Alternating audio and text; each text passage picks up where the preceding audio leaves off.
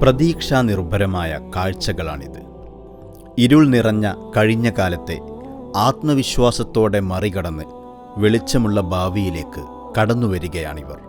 ദാറുൽ ഹുദ Islamic university പൂർവ്വ വിദ്യാർത്ഥികളായ ഹുദവി പണ്ഡിത കൂട്ടായ്മ ഹാദിയയുടെ ദേശീയ വിദ്യാഭ്യാസ പദ്ധതിയുടെ ഗുണഫലമായി ഇന്ത്യയുടെ വിവിധ സംസ്ഥാനങ്ങളിൽ സാമൂഹിക മുന്നേറ്റത്തിൻ്റെ ഇത്തരം അനേകം മനോഹര ദൃശ്യങ്ങൾ കാണാം.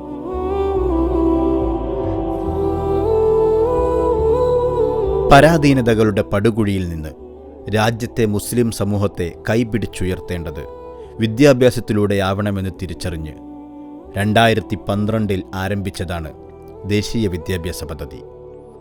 ഗ്രാമങ്ങളിൽ പ്രാഥമിക മതപഠന കേന്ദ്രങ്ങൾ സ്ഥാപിച്ച് വളർന്നുവരുന്ന സമൂഹത്തെ മതബോധവും കർത്തവ്യബോധവുമുള്ളവരാക്കി മാറ്റുകയായിരുന്നു ലക്ഷ്യം. 2026 ഇന്ത്യയിലെ 20 സംസ്ഥാനങ്ങൾ ഈ വിദ്യാഭ്യാസ മുന്നേറ്റത്തിൻ്റെ ഗുണഭോക്താക്കളാണ്. 3186 പ്രാഥമിക മതപഠന കേന്ദ്രങ്ങളിലൂടെ 1.5 ലക്ഷത്തിലേറെ കുരുന്നുകൾ വ്യവസ്ഥാപിത രീതിയിൽ ഇസ്ലാമിക പ്രാഥമിക പാഠങ്ങൾ പരിശീലിക്കുന്നു. ശാസ്ത്രീയമായ അധ്യാപന രീതിയും പാഠ്യേതരശേഷി വികസനത്തിനുള്ള പരിശീലന പരിപാടികളും കലാമത്സരങ്ങളും ഈ സംവിധാനത്തിന് മാറ്റുകൂട്ടുന്നു.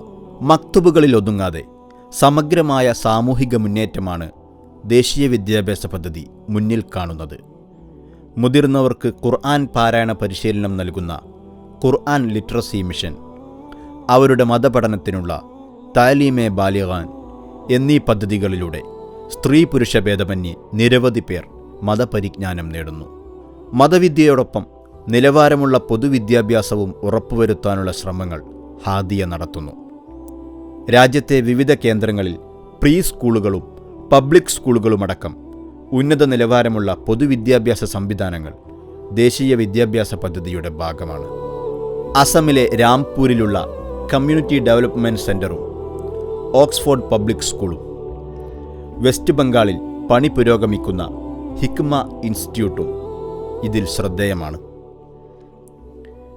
കാതങ്ങൾ താണ്ടി കേരളത്തിൽ നിന്നുള്ള ഈ പണ്ഡിത സംഘം അനേക സഹസ്രം സഹൃദയരുടെ സഹകരണത്തോടെ ഉത്തരേന്ത്യൻ ഗ്രാമങ്ങളിൽ അറിവിൻ്റെ വസന്തം തീർക്കുകയാണ്. നമ്മൾ ഒന്നിച്ചു നിന്നാൽ ഈ മഹാദൗത്യം ലക്ഷ്യസാക്ഷാത്കാരത്തിലേക്ക് എത്തുന്ന കാലം വിദൂരമല്ല.